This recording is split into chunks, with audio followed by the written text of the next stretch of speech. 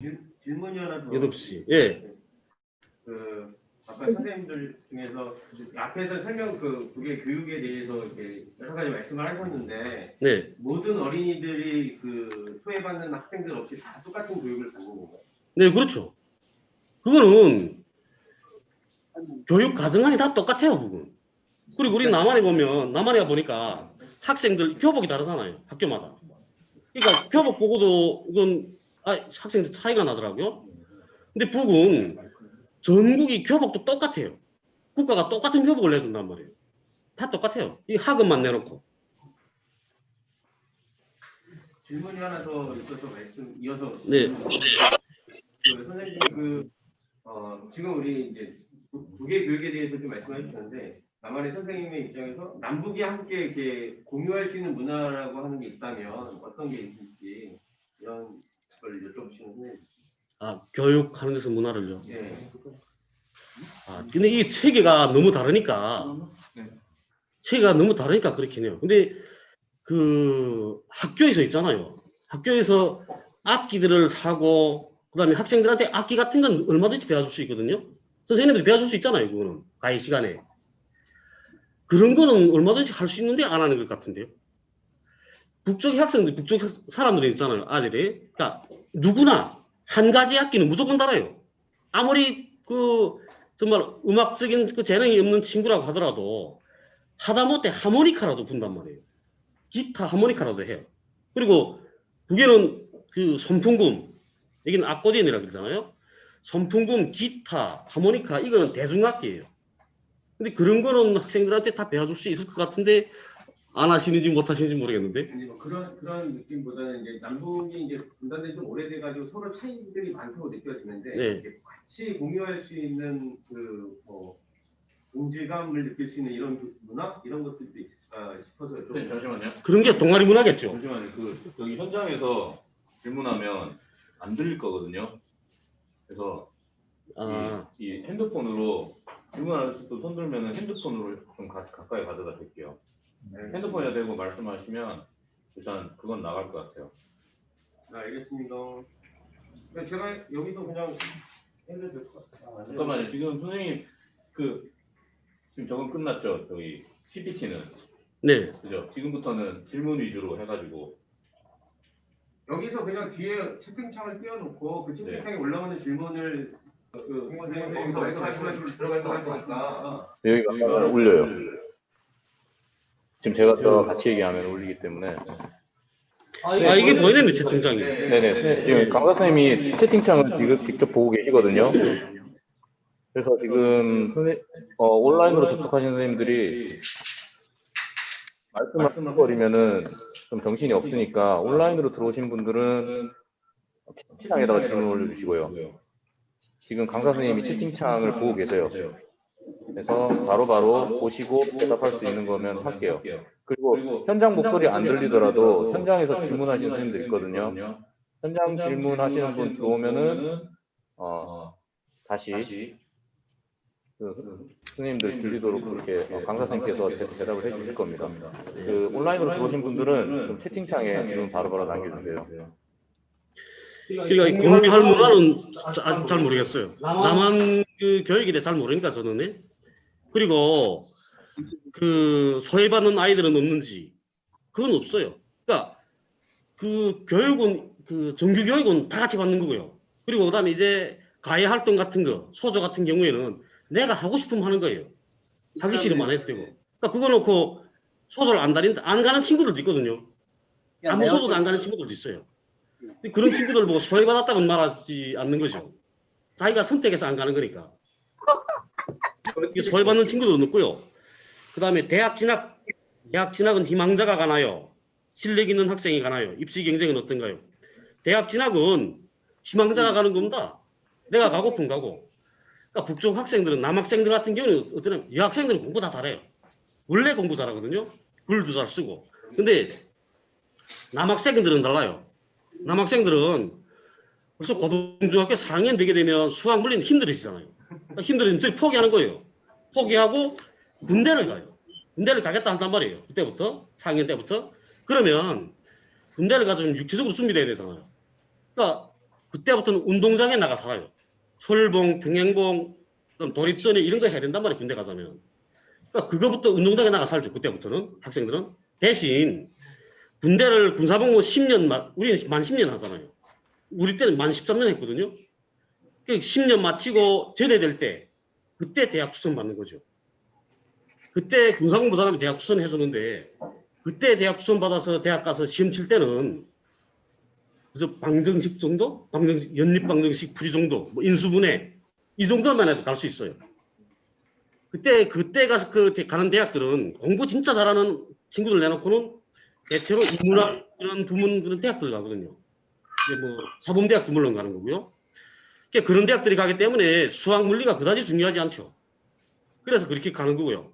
그 다음에 나머지 친구들은 공부 잘해야 가고 내가 가고 싶은 대학에 가요. 그러니까 내가 공부를 많이 진짜 잘해요. 공부를. 그렇지만 나는 뭐 이런 공업계통, 공과계통 대학에 가고 싶다. 그러면 내가 가고 싶은 대학에 가는 거죠. 그 성적 순위에 따라서 가는 거예요. 그거는. 뭐 이렇게 아까 말씀하신 대로 학교마다 이렇게 쿼터가 주어지는 건 인원수가 제한이. 대학 갈 때는 그게 없어요.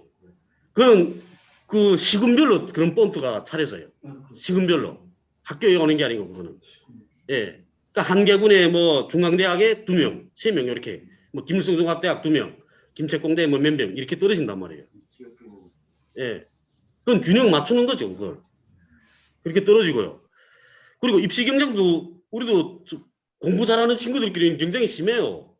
공부 잘하는 친구들끼리. 공부 안 하는 친구들 전혀 생각 안 해서 그렇지. 이게 음악 선생님 한 분이 질문하신 거예요. 예. 경상 유치원 아까 버스죠. 예. 그 북한 최고 부유층 자들만 다니는 것으로 알고 있는데 그런 아이들이 공부해서 음악대학에 진학할 수 있는 것으로 들었는데. 예.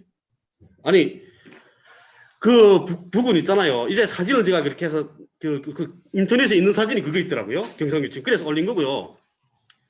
북은 그 자기 집 주변에 있잖아요. 집 주변에서 대체로 10분 안에 이런 유치원들이 있어요. 유치원 다가소들이 있거든요. 아버지, 어머니, 그러니까 어머니가 근무하는 직장에서부터 대체로 그래요.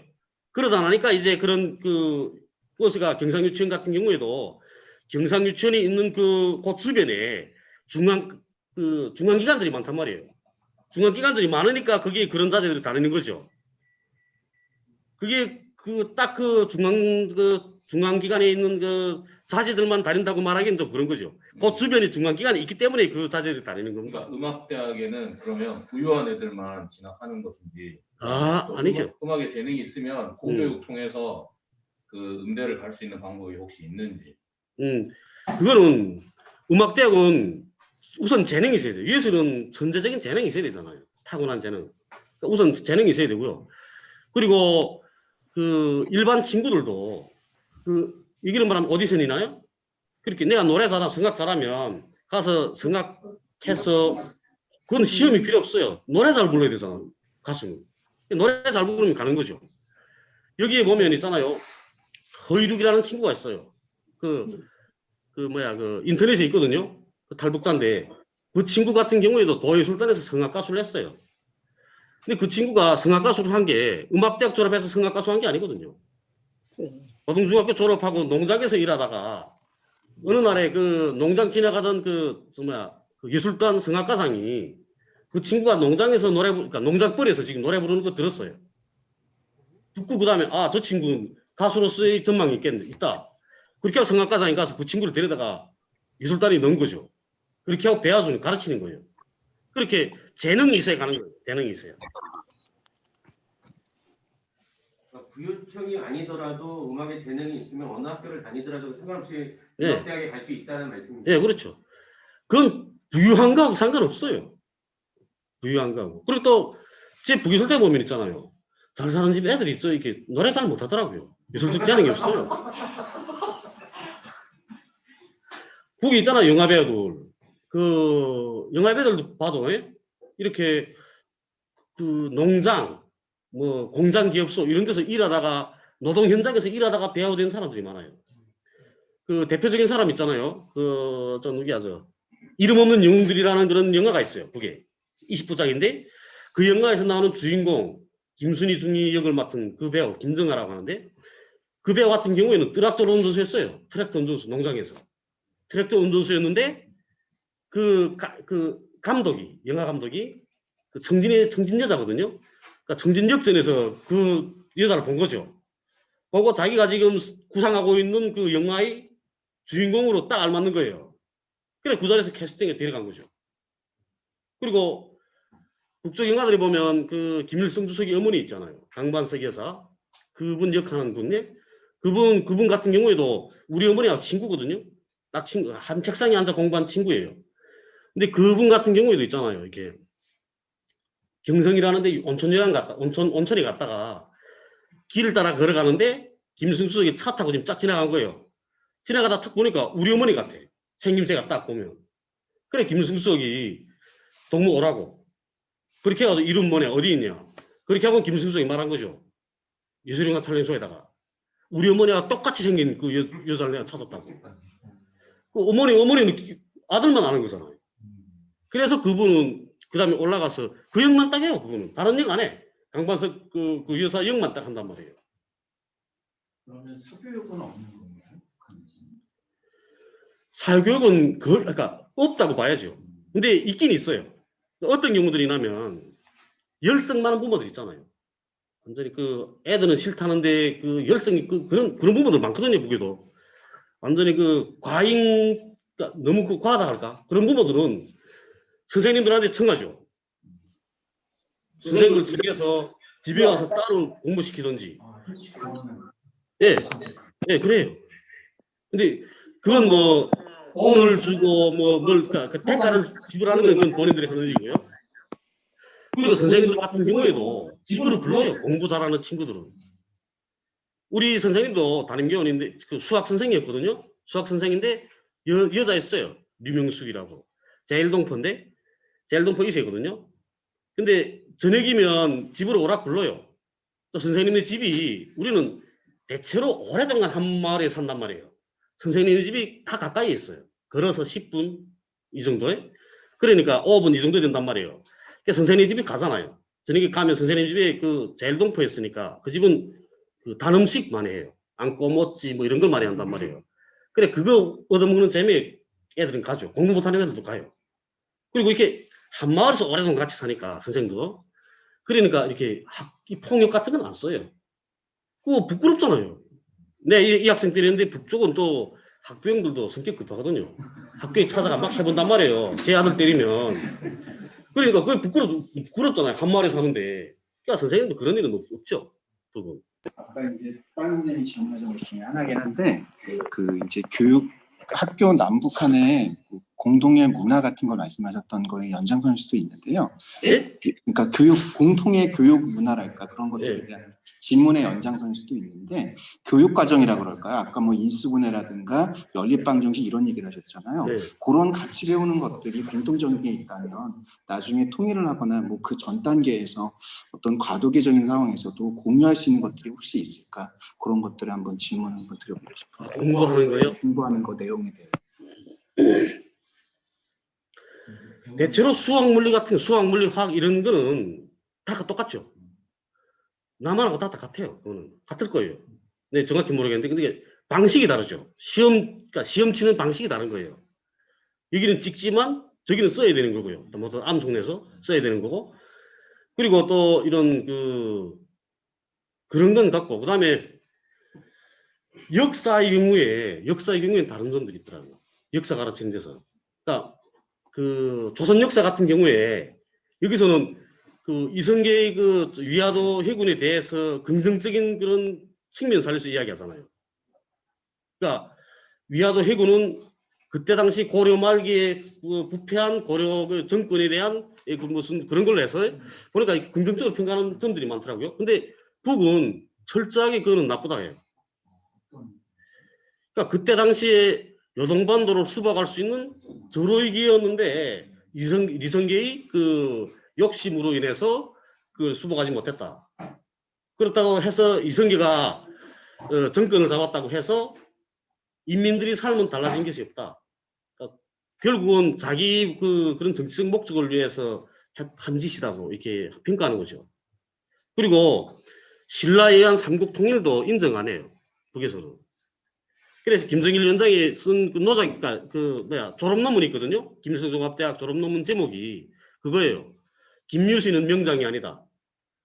그러니까 신라가 당나라를 끌어들여서 동족의 국가인 백제와 고구려를 멸망시키고 그렇게 하고도 신라는 대동강 이남이 땅밖에 가지는 못했다. 저 강활한 고구려 영토는 당나라에 빼앗겼다. 이렇게 가르치는 거죠. 그러니까 그건 잘못된 거다. 이렇게 가르치는 겁니다. 역사에서 그런 점들이 다르더라고요. 그러니까 그런 점에서 볼 때는 토론 같은 게 활성화돼 있다고 했잖아요. 예. 근데 그런 점에 대해서는 관점이 다른 거에 대해서는 허용이 안 되는 거예요. 그럼 역사나 도덕이나 이런 과목에서는 예를 들면 아까 이성계 같은 경우에는 네. 남한에서는 이렇게 보는 측면도 있거든요. 고려 말기에 외국의 침략으로부터 젊은 아들들을 구해서 다시 돌려줬다. 그런 측면에서 본다면 이성계의 그런 뭐 고려를 멸망시키고 조선을 건국한 건 민중 입장에서는 무리할 수도 있다. 뭐 이렇게 보는 사람들도 있다 본다면 그런 해석들을 하신다고 할 때 그런 거에 대해서 어떤 토론이나 반대 의견 같은 건 제시가 뭐 수업 시간이 된다거나 그런 것들은 수용이 안 되는 건가요? 그러면? 수용이 안 돼요, 그런 거. 그러니까 관점 자체가 북쪽 사람들은 관점 자체가 이렇게 그러니까 조직과 집단 속에 살잖아요. 그러니까 집단의 이익을 먼저 놓는 거죠. 그러니까 사고를 그렇게 해요, 북쪽 사람들은. 집단의 이익을 먼저 놓고 그게 집단의 이익에 모든 걸 복종시키는 방향으로 토론도 그런 방향으로 흘러가죠.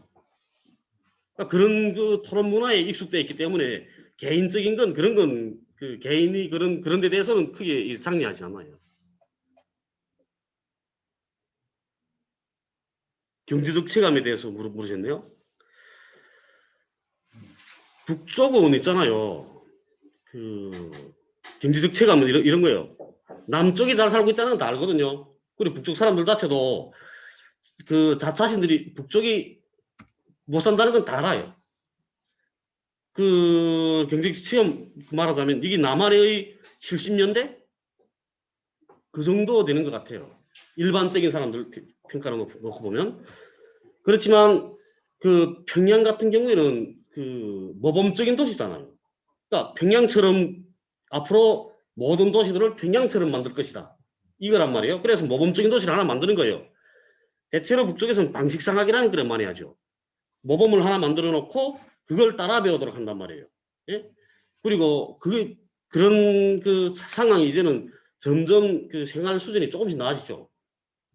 조금씩 나아져요. 많이 나아지거든요. 그러니까 북쪽의 그 경제성 대신 북쪽은 물가가 싸요. 이게는 물가가 비싸잖아요. 어느 정도로 물가가 싸냐면 100달러 하게 되면 100kg짜리 돼지 한 마리 싸고도 남아요. 돈이. 우리 100달러면 10만 원이잖아요. 10만 원이면 돼지 한 마리 못 사죠. 100kg짜리로. 근데 북에서는 그래요. 대신 물가가 싼 거죠. 그리고 이제는 국가 자체가 있잖아요. 북쪽에서도 인민생활에 많은 힘을 기울이고 있어요. 보면 세계 최대의 목장이 있다는데 북에. 모르시죠? 세포등판이라고 세계 최대의 목장이에요. 북에. 그 목장이 제일 커요. 세계적으로. 그렇게 크니까 세계군을 합쳐서 하나의 목장을 만들었단 말이에요. 그렇게 지금은 많이 그 힘 들이고 있어요.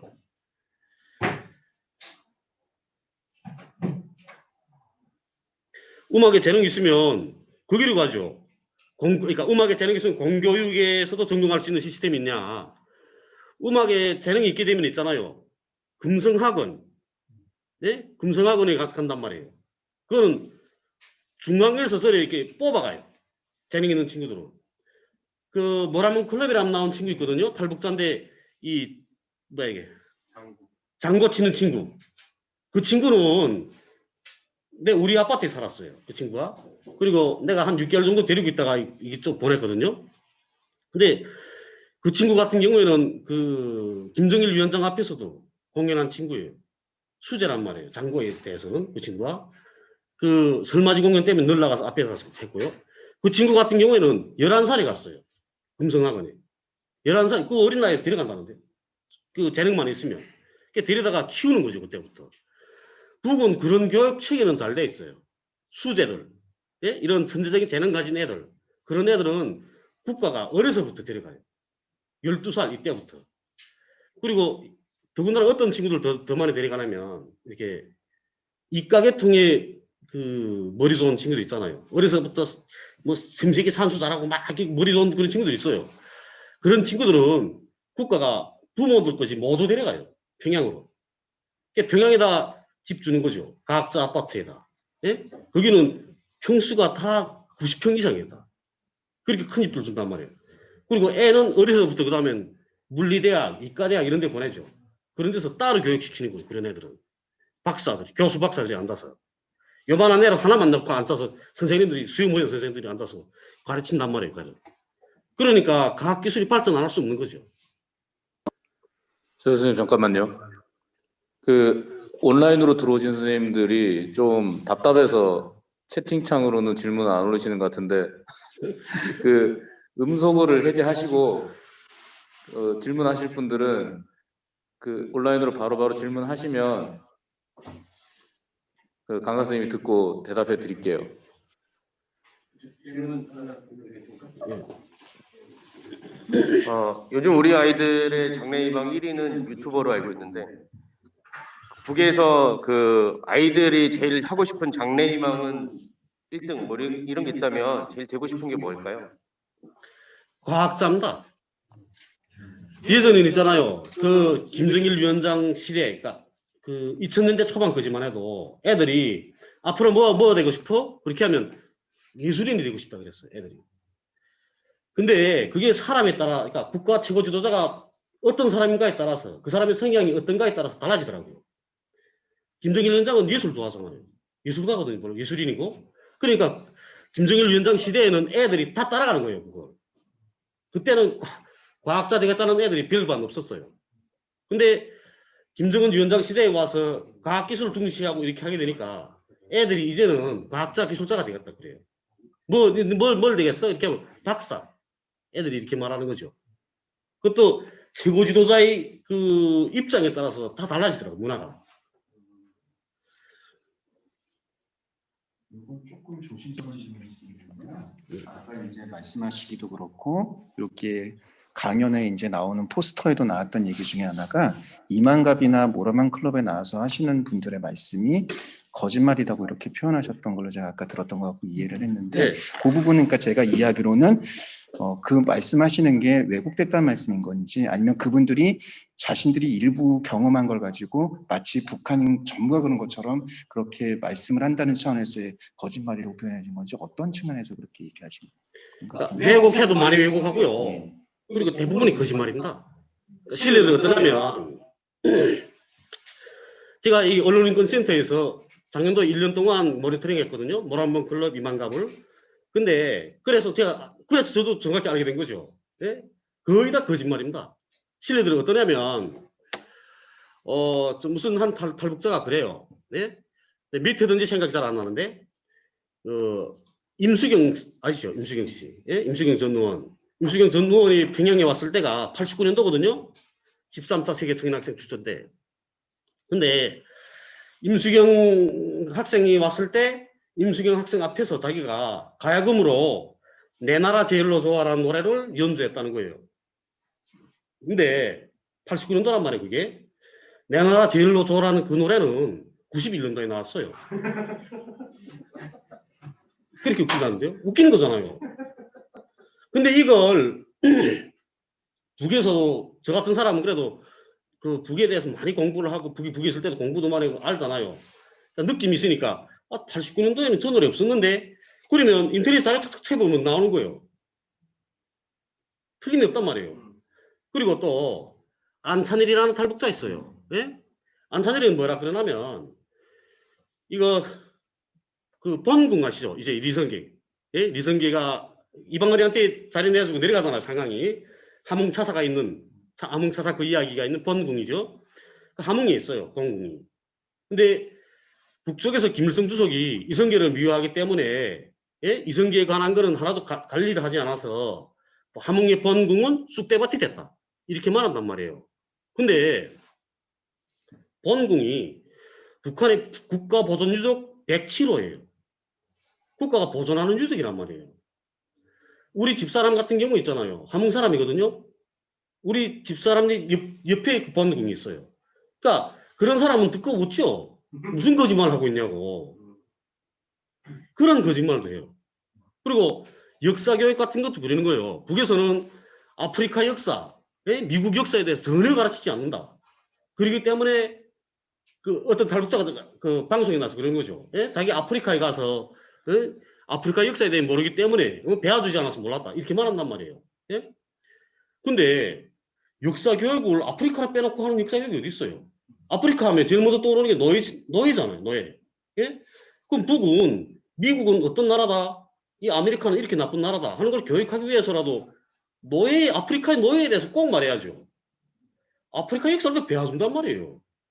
그리고 미국은 북한하고 직접적으로 맞서고 있는 가장 큰 적대국이잖아요. 그러면 미국에 대해 알아야죠. 미국에 대해서 미국이 어떤 면에서 나쁘다. 이런 걸 가르쳐야만 그게 교양이 되는 거예요. 교육이 되고. 그러니까 미국 역사에 대해 가르친단 말이에요. 그런데도 그렇게 말하고 있어요.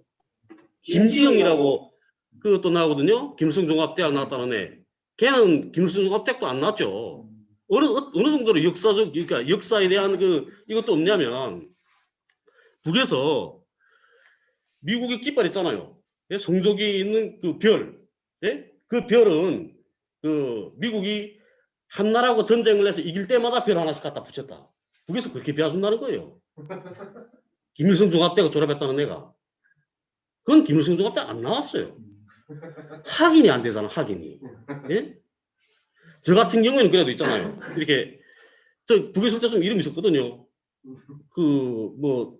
주먹 날리는 데서 이름 좀 있었죠, 제가. 예? 다른 사람 건 치더라도. 여기에 남한에 우리 고향 사람이 제일 많아요. 3만 5천 정도 되잖아요. 그 중에 한 30%는 무산 사람이거든요.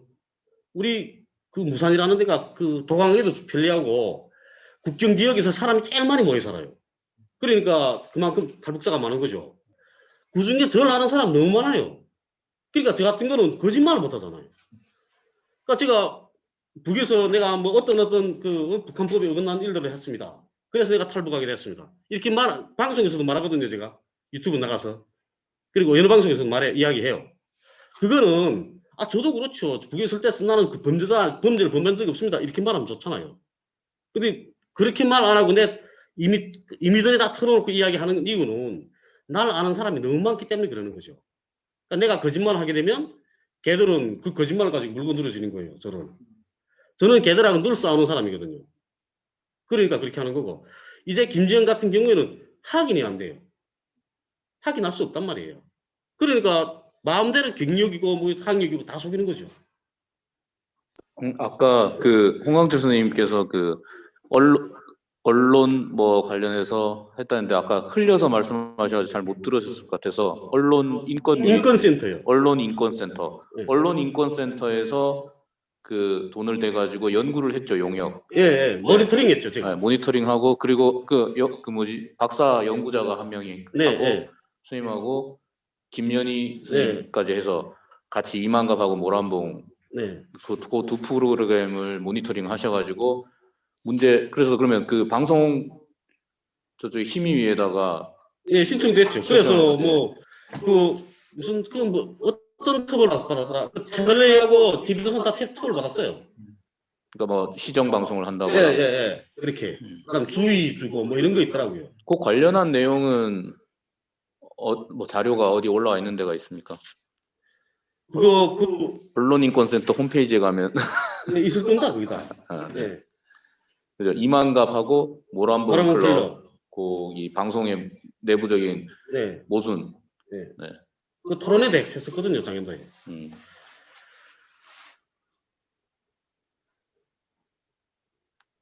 온라인으로 들어와 계신 선생님들 음소거 해제하시고 질문하실 거 있으시면 바로 하세요.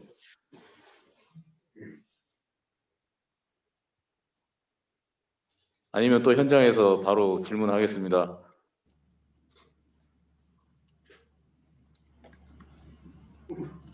현장 질문.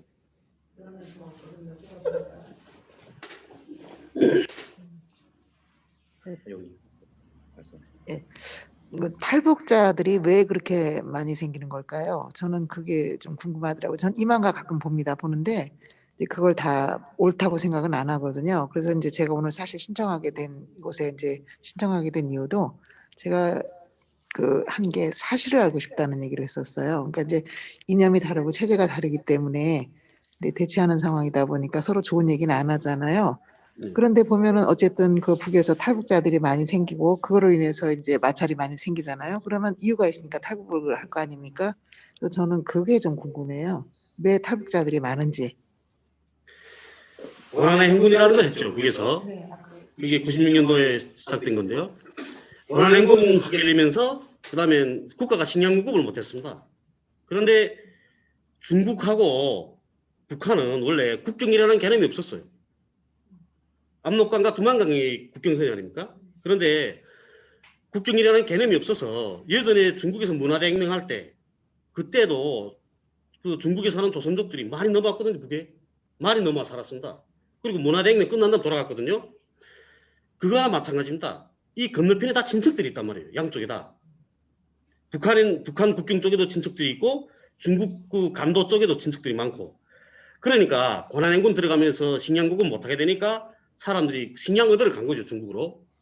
중국으로 갔다가 식량 얻어가지고 오고 그러는 과정에 어떤 사람들은 중국에 정착해 살기도 했죠.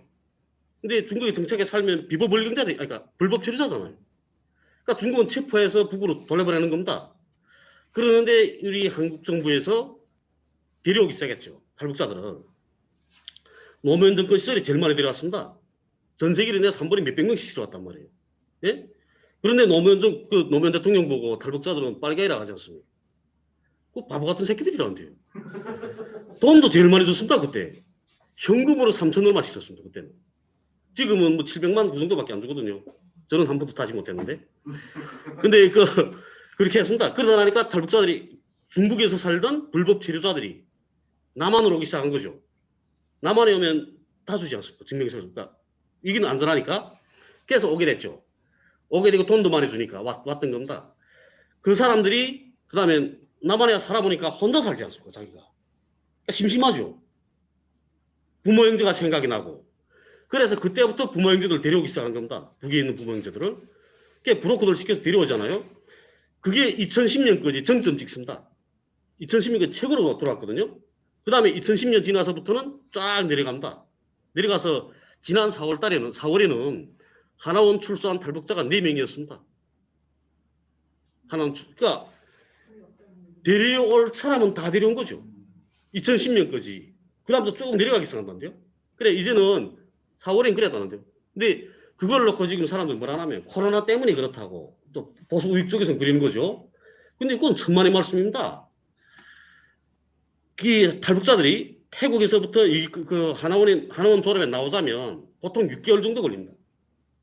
태국에 한 7개월 거진 걸리죠. 태국에 사주 있어야 되고, 그 다음엔 국정원에 와서 또 사주 있어야 되고, 14주 있어야 되고, 12주. 그 다음에 또 하나원과 12주 이렇게 있는단 말이에요. 보통 그저 한 7개월 정도 걸립니다. 그러면 4월 달에 하나원에서 나온 사람은 7달 전에, 작년도 9월경에 태국 이민국에 들어갔다는 거죠. 그럼 그때는 코로나 없을 때잖아요. 그러니까 그거는 완전한 거짓말이고 줄어드는 겁니다. 이제는 데려올 사람은 다 데려왔습니다. 앞으로 더 줄어들 겁니다. 네, 그 탈북자 전체 숫자가 지금 분단된 이후로 35,000명. 예, 거의 3만 5천 되죠. 그죠? 근데 식량난 생기기 전에는 거의 없다가, 예. 그죠? 식량난 생기고 나서 그러면 한 20년, 25년 정도 기간 동안 탈북자가 35,000은 거의 그 기간에 다 들어왔다는 예, 얘기죠. 예. 그런데 20년 동안 35,000이면 평균 한 1,500 이상쯤 될 텐데 예전에 좀 많이 들어왔고 요즘은 계속 주는 추세. 줄어들고. 네, 이렇게 그리고 또 돌아가는 사람들도 있습니다.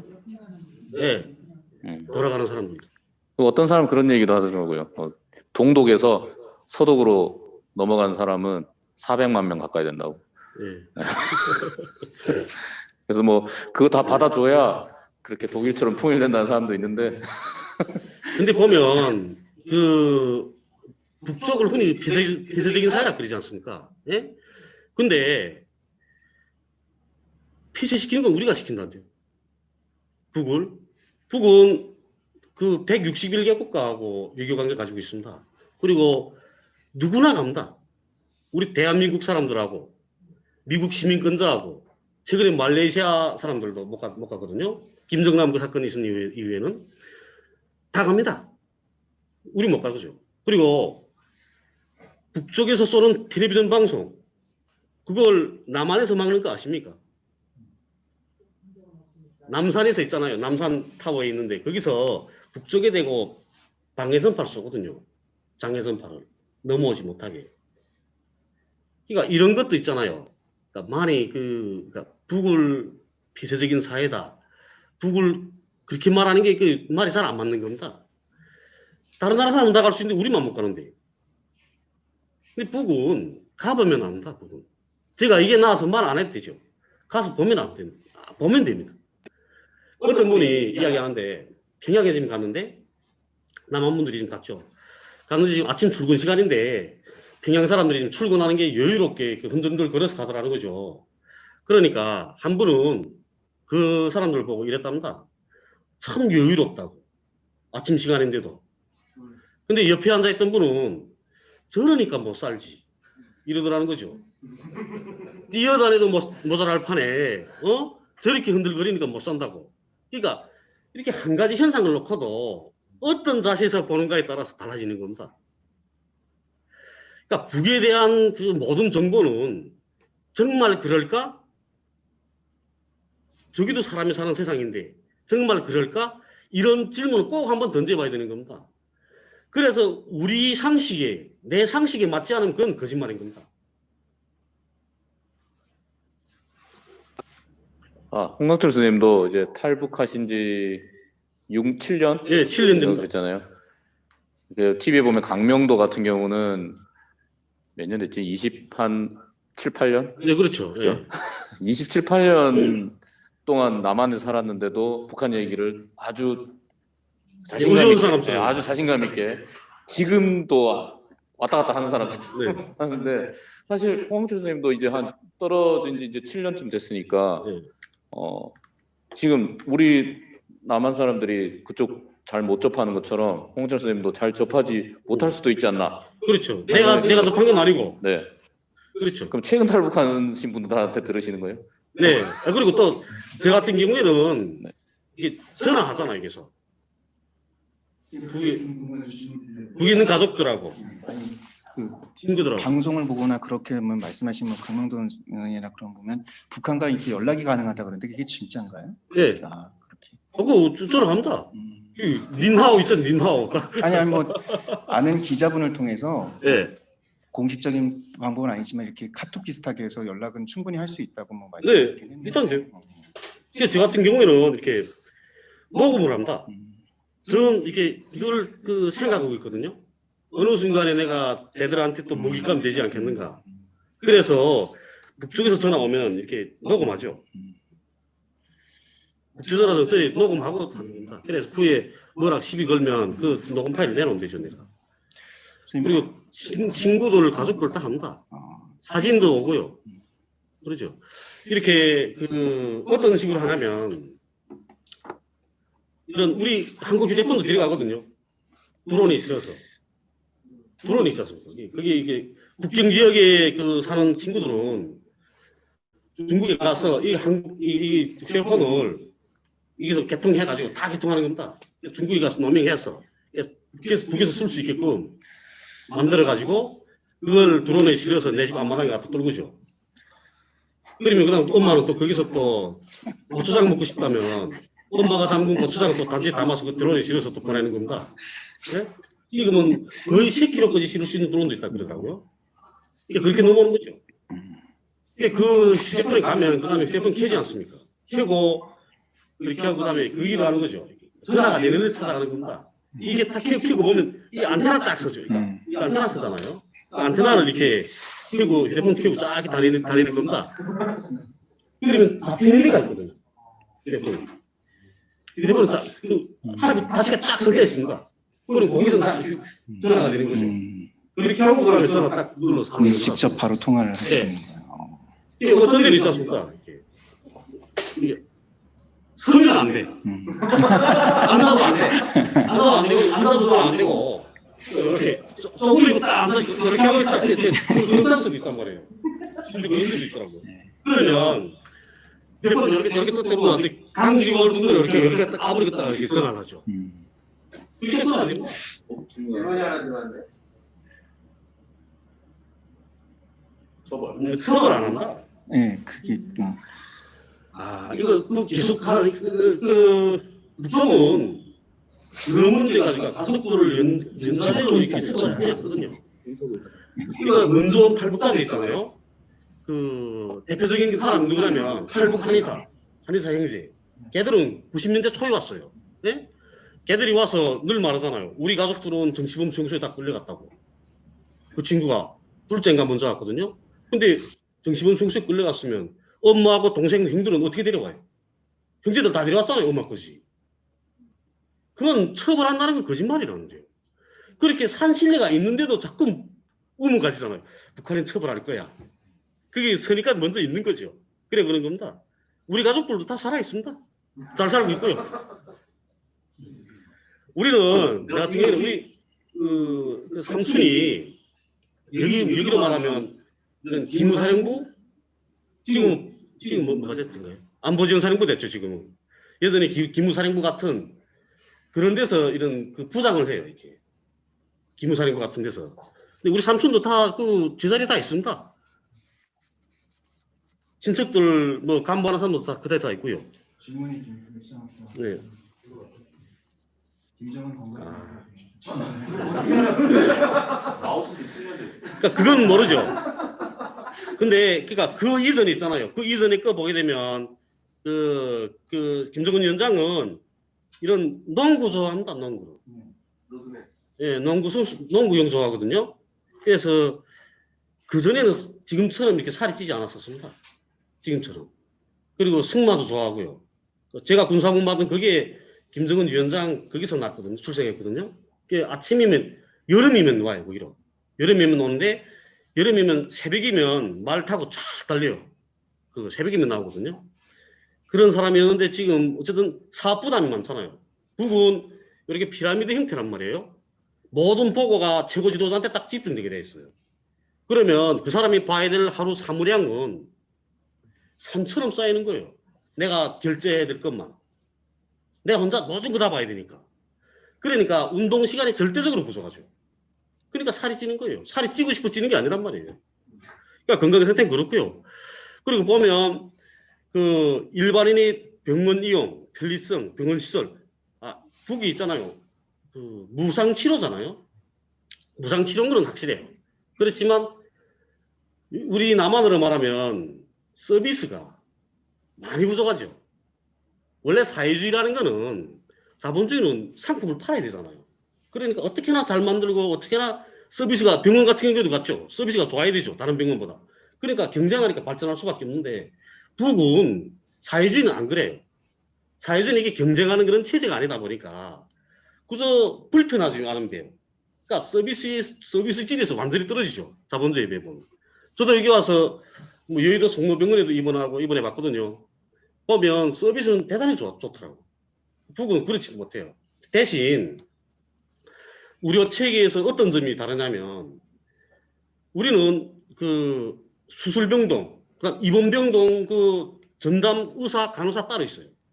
그리고 의사, 간호사 여기처럼 간호사 한 명이 완전 그 태움이라 그러죠. 막 정신없이 하잖아요. 우린 그런 게 아니고 간호원이 자기 담당한 그 환자가 몇 명 있거든요. 그 환자들하고 앉아서 계속 농담도 하고 막 그래요. 병원이 편안하단 말이에요. 근데 여기는 너무 그 힘들더라고요. 보면 그러니까 간호사 수가 적어서 그러겠죠. 그러니까 그런 건 확충해야 될 것 같긴 해요. 저기 질문 하나 더 여쭤보면 탈북자가 줄고 있다고 말씀하셨고 네? 그 탈북자가 계속 줄고 있다고 말씀하셨고 예. 말씀하신 뉘앙스를 더 이해를 하자면 앞으로는 더 줄 거라고 말씀을 하신 거고요. 네. 그러면 탈북자들 그러니까 미만감이나 그런 게 나오면 국경 관리가 되게 엄하다 그러는데 실제로 그건 그렇지 않다는 말씀이신 건가요? 네. 아, 국경 관리는 예전이나 지금이나 똑같습니다. 똑같은 네. 거고요. 우리 생각해 보시면 우리 DMZ 예? 군무 서는 거 예전하고 지금은 달라졌습니까? 군무 방법은 똑같은 겁니다. 경기 군무 방법은 어느 나라나 그쪽도 같거든요. 국경경비대 군무 서는 방법은 똑같습니다. 밤에는 잠복 서고 낮에는 순찰하고 아침에는 순찰하고 밤에는 낮에는 감시하고 낮에는 우리 소대 구간에 저도 국경비대 소대장이었지 않습니까? 우리 소대 전 구간에 감시 근무석은 2명밖에 없습니다. 그리고 두만강 압록강이라는 거 있지 않습니까? 이 큰 호수들 내놓고는 예? 하구들 내놓고는 여기서 또 요만한다. 강너비가 후닥닥 뛰고 건너가면 순간이라는데요. 그리고 두만강 같은 경우에는 강 옆으로 도로들이 다 있거든요. 그래서 강에서 그러니까 도로에서 착 내려서면 강인 겁니다. 겨울 같은 데 그 얼음이 열지 않습니까? 얼음이 열면 후닥닥 뛰면 잡지도 못한다는데요. 그러면 그 탈북하셨다가 재입국하시는 분들을 방송에 내보내고 북한에서도 활용을 하잖아요. 예. 그게 의미가 그렇게 크지도 않을 수도 있는데 왜 그럴까요, 그러면? 제가 볼 때는 정확히 모르죠. 저도 제가 그런 부분이 있지 않았으니까. 그런데 그게 그 내보내는 친구들은 그러니까 북한 방송에 나오는 친구들은 보게 되면 이렇게 남한에서 범죄를 저지르고 간 사람들이 아니거든요. 예? 그러니까 심지어 어떤 사람들이 있냐면 탈북자들 돌아가는 사람들은 대출을 받아요. 전문적으로 또 그런 대출을 받아주는 브로커가 있어요. 어떻게 해서 대출을 받아서 뭐 6대4 이렇게 나누는 거죠, 돈을. 그렇게 하고 그 사람은 가면 끝이에요. 가면 그다음에 그 돈을 은행이 못 받잖아요. 근데 돈 액수 대출 받는 게 많더라고요. 뭐 몇 억씩 받고 이렇게 되는 거예요. 예? 그런데 그렇게 해서 갔잖아요. 그런 사람들은 안 써요. 언론이 안 내보내는 거예요. 만약 그런 사람들 내보내면 남쪽에서 공격할 거잖아요. 걔는 은행에서 대출을 얼마 받아가지고 가면 딱 써야 된단 말이에요. 내가 어떻게 왔다는 걸. 그러니까 그런 거 숨기면 안 된단 말이죠. 북에서는. 그리고 북은 오는 거 반기지 않아요. 이 탈북자 그 몇 년 전에 있잖아요. 북으로 갔다가 돌아온 탈북자가 있거든요. 2013년인가 된 것 같아요. 제가 올 때쯤. 그때 중국에 잡혀서 일냈거든요. 그래 그 친구가 이제 남한까지 오긴 왔는데 남한에 와서 감옥 갔어요. 그 친구가. 국가보안법 위반으로. 감옥에 갔다가 그다음 나온 거죠. 근데 그 친구가 하는 말이 있어요. 국경대사관이 지금 북으로 돌아가겠다고. 국경대사관이 간 거죠. 예? 대사관 찾아가니까 국경대사관에 있는 그 대사관 직원이, 북한 대사관 직원이 이러더라는 거예요. 조국은 아직도 힘들다고. 너무 견딜 수 있겠나, 조국이 돌아가서. 어? 아직은 돌아가는 게 아닌 것 같다고. 조국이 좀 더 허리 편 다음에 돌아가라고. 그랬다는 거예요. 그런 거 얘는 그러니까 부부간에 갔거든요.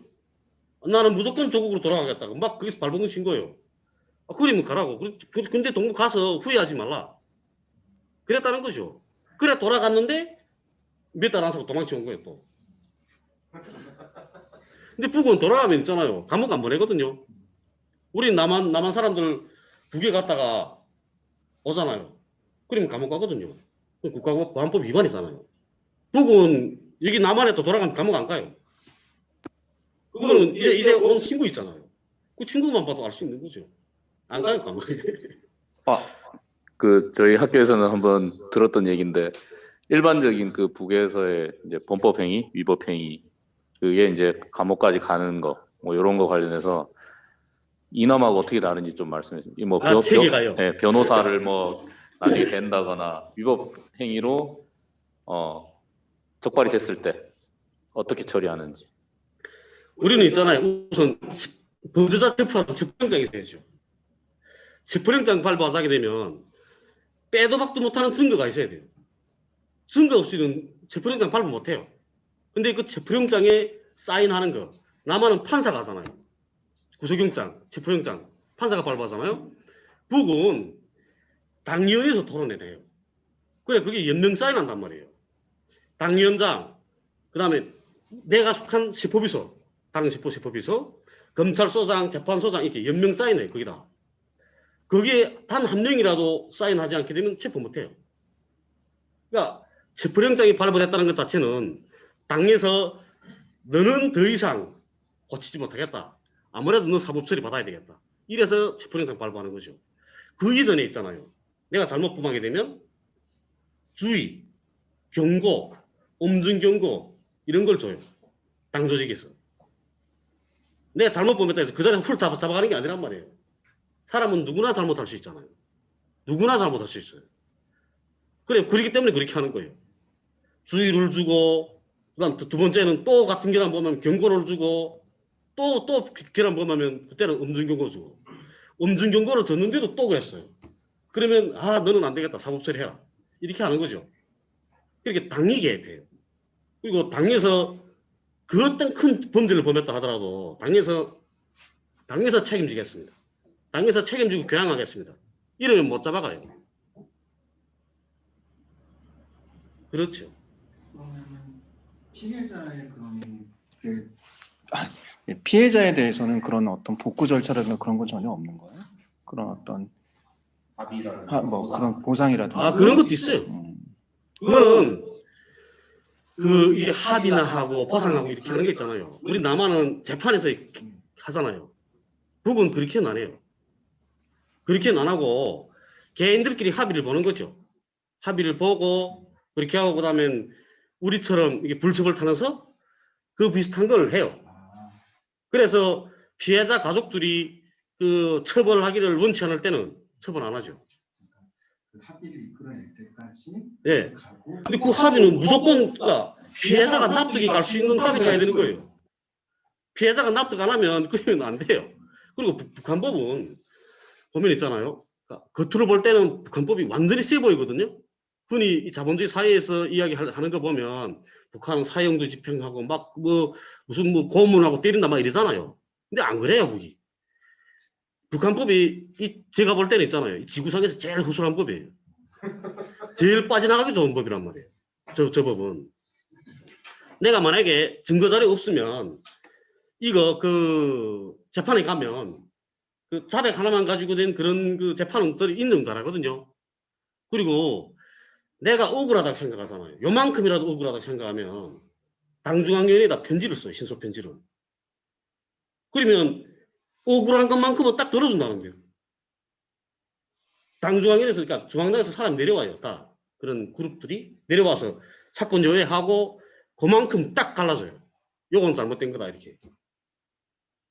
이번에 평양의학대학 거기서 입시 그런 비리 있어서 뭐 의학대학 당연히 막 그렇게 했잖아. 처벌하고 김정은 위원장이 그랬거든요. 그런 것처럼 그것도 그런 거죠. 그러니까 그 의학대학에 입학 시험을 친 친구들 중에 떨어진 친구가 있는 거예요. 성적이 되는데도. 근데 그 친구가 그 내부를 매기고 이렇게 대학에 간 친구, 예? 그 친구 때문에 자기가 떨어졌잖아요. 그러니까 그런 걸 알았다는 소리죠. 그러니까 그 친구가 신소를 한 거예요.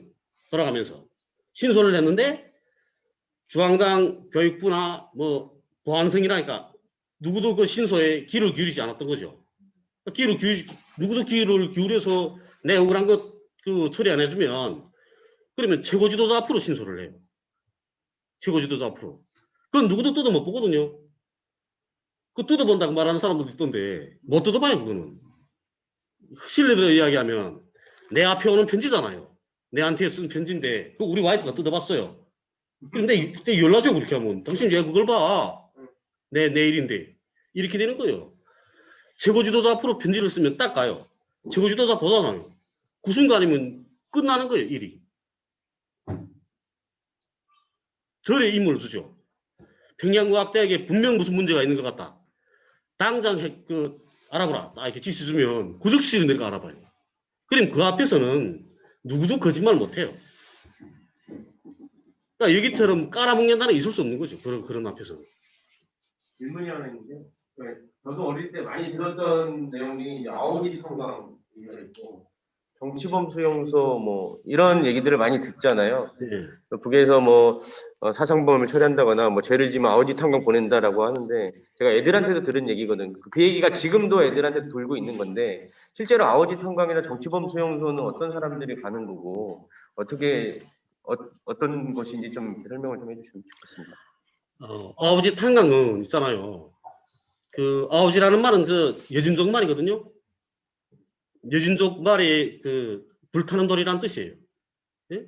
그런데 그 아우지 탄광의 석탄은 완전히 고열탄이란 말이에요. 석탄에 이렇게 쥐고 라이터에 불 붙여서 이렇게 석탄에 불 붙여요. 그 정도로 고열탄이에요. 아우지 석탄은. 그리고 그 아우지 탄광에 사는 사람들은 탄광말에 태어났으니까 거기 사는 거죠. 그리고 전쟁이 끝난 이후에 있잖아요. 그 이후에는 그 누구나 다 그때는 광산, 탄광 이런 데를 갈 때였어요. 그때는 그때 사람들은 지금 이 사람들하고 이 사상 정신 상태가 달랐단 말이에요. 예? 제일 어렵고 힘든 부분에는 우리가 간다. 이렇게 그렇게 갔죠. 그래 가서 일했어요 다.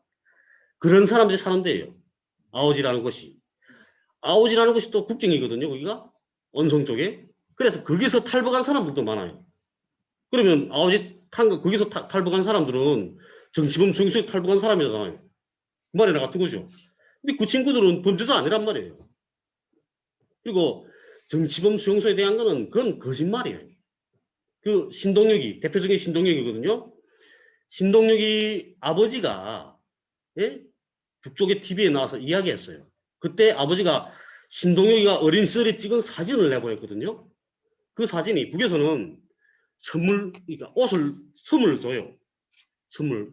애들한테도 선물 교복을 준단 말이에요. 근데 신동혁이가 입은 옷이 선물 교복이었어요. 탈북자들도 그걸 보고 신동혁인 거짓말이다. 신동혁이 정치범 수용소에서 태어나고 자랐다는 건 그런 거예요. 신동혁이도 인정했어요. 저 우리 아버지 맞다. 신동혁이는 우리 아버지 다 총살됐다 했거든요. 근데 아버지 살았잖아요. 그래가지고 신동혁이 책이 있어요. 쓴 책이 14호 수용소 탈출이라는 그 책 써서 그 몇 개 나라 언어로 이렇게 출판됐거든요. 미국에 있었는데 숱한 돈 벌었죠. 돈 낯가리 앉았어요. 신동혁이가. 그런데 미국에서 이 신동혁이 그 책을 출판해준 출판사에서 신동혁이를 사기죄로 고소했잖아요. 신동혁이 도망쳐 지금 프랑스 가 숨어 살고 있어요. 그리고 두 번째로는 강철환이거든요. 강철환이가 또 정치범 수용소에서 자랐다 그래요. 근데 그거는 강철환의 말도 거짓말이에요. 강철환이 인터넷에 쳐보면 구글에 여독 정치범 수용소하고 치면 나와요. 근데 그 여독 정치범 수용소라는 데 있잖아요. 가운데를 국도가 지나갔어요. 국도가. 그리고 감옥같이 이런 철문 같은 것도 없어요. 이젠 지금은 위성지도가 너무 잘 돼서 다 보이거든요. 도로 따라가 쫙 가면 그런 것도 없어요. 그리고 감옥 건물로 보일 만한 그런 건물도 없거든요. 북쪽의 감옥은 대체로 어떠냐면 미음자형으로 됐어요. 미음자형으로. 이 안에서 못 나가는 거죠. 근데 감옥으로 볼 만한 그런 건물도 없어요. 그게 국도가 지나갔다는 건 무슨 뜻이냐면 우리 여기 서울구치소 있잖아요. 서울구치소 가운데로 서울구치소 이 철문도 없고 그 가운데로 국도가 지나가고 그 안에 있는 그 수인들도 예? 제 마음대로 왔다 갔다 하고 그렇게 할 수 있다는 거예요. 그런 감옥은 없어요 세상에.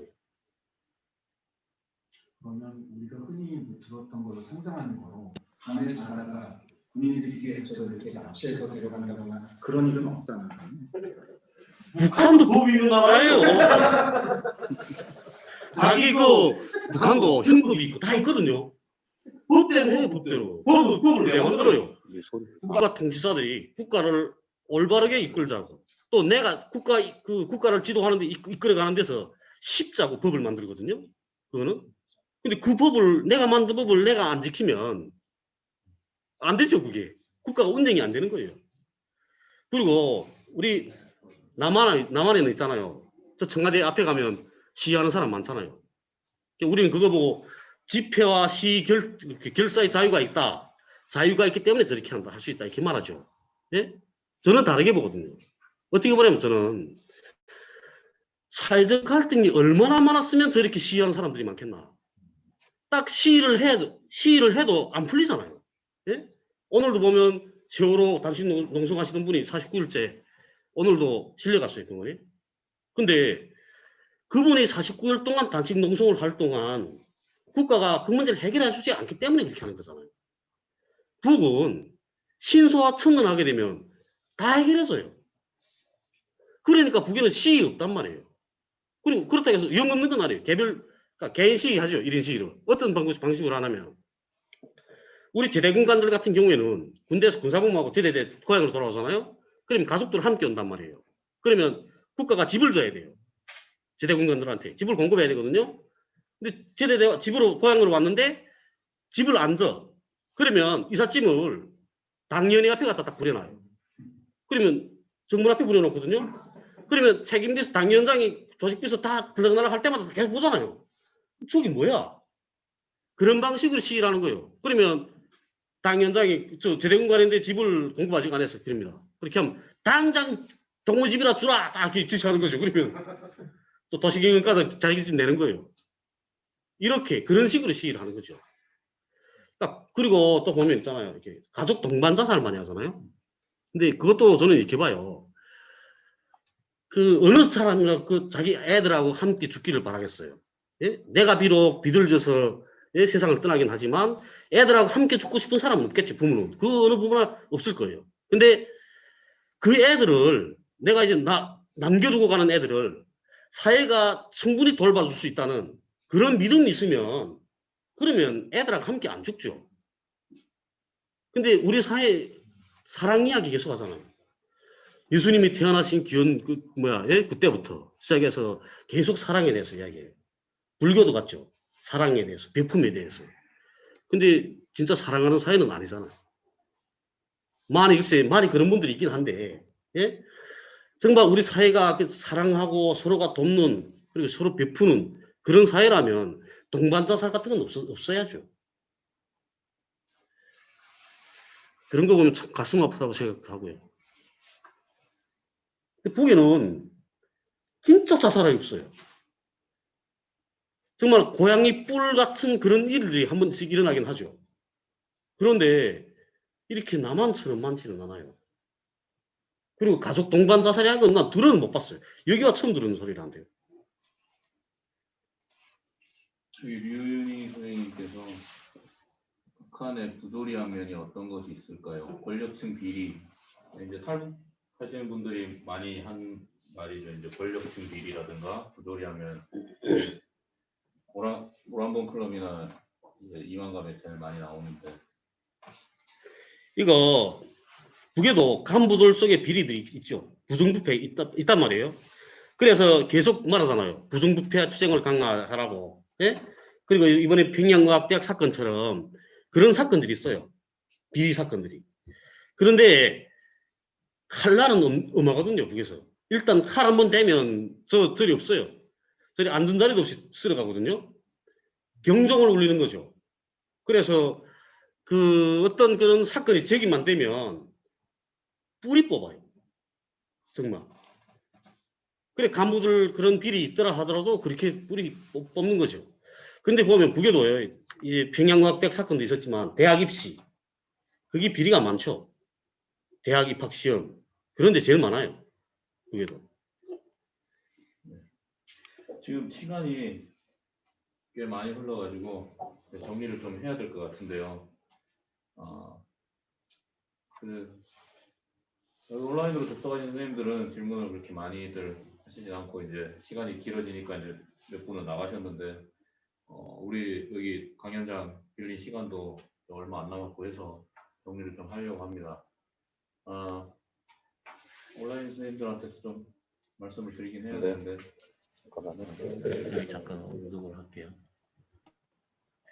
선생님들 오늘 어떤 선생님은 오늘 뭐 저희 강연회가 진짜 궁금해서 질문하는 거냐 이런 메시지를 저한테 보내신 분도 계세요. 오늘 강연은 철저하게 지금까지 대부분의 남한 사람들이 보고 접한 탈북하신 분들의 이야기와는 완전 다른 이야기를 하고 계신 탈북자를 모시고 들어보려고 하는 강연이었어요. 그죠? 여러분도 다 아시고 오셨잖아요. 그죠? 이만갑이나 모란봉 클럽에서 하는 이야기들이 상당수가 거짓이다라고 말씀을 하시는 분을 모시고 들은 거예요. 그래서 어떤 부분이 그러냐? 그리고 홍광철 선생님의 경험상 알고 있는 북의 모습 이런 것들을 좀 들어보려고 했어요. 사실 홍광철 선생님 말씀하시는 것도 우리는 무엇이 사실인지는 여기서 뭐 명백히 밝힐 수는 없어요. 누구 말이 진짜냐 이런 거 가지고 싸우다 보면 천년만년 갈 겁니다. 아마 아까 홍광철 선생님께서 그런 말씀하셨죠. 가보면 알게 될 거다. 사실 우리는 북에 대해서는 가봐야 알죠. 가서 속속들이 들여다봐야 알 거라고 생각합니다. 그런데 그 이야기를 가봐야 확인할 수 있는 이야기를 너무나 많이 우리는 기존에 탈북하신 분들을 통해서 들어왔는데 그 이야기가 진짜인지, 그 이야기가 다른 이야기를 하는 사람 얘기는 너무 못 듣고 살아왔다는 거죠. 그래서 좀 그런 취지에서 이 강연회를 열게 된 것이고요. 이런 얘기를 하는 탈북하신 분들이 또 있으시죠, 그죠? 네, 홍강철 쌤하고 그런 뜻으로 너무 탈북자들이 거짓말한다. 나도 탈북했지만 이렇게까지 거짓말을 할 수는 없다.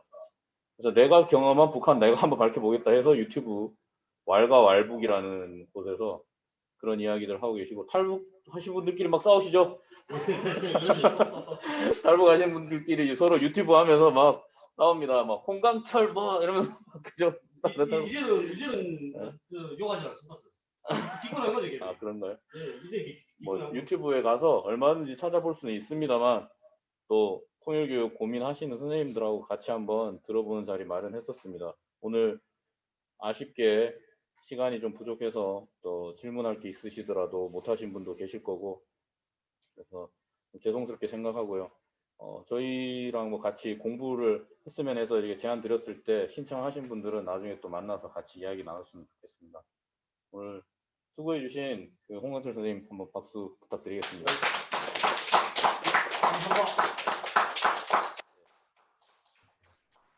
온라인으로 참여하신 선생님들 모두 늦게까지 이렇게 나가시지 않고 들어주셔서 감사합니다.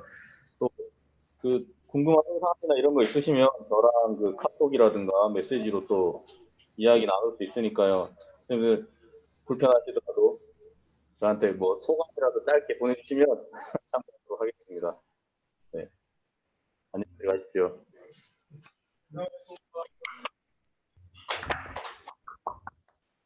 수고했습니다.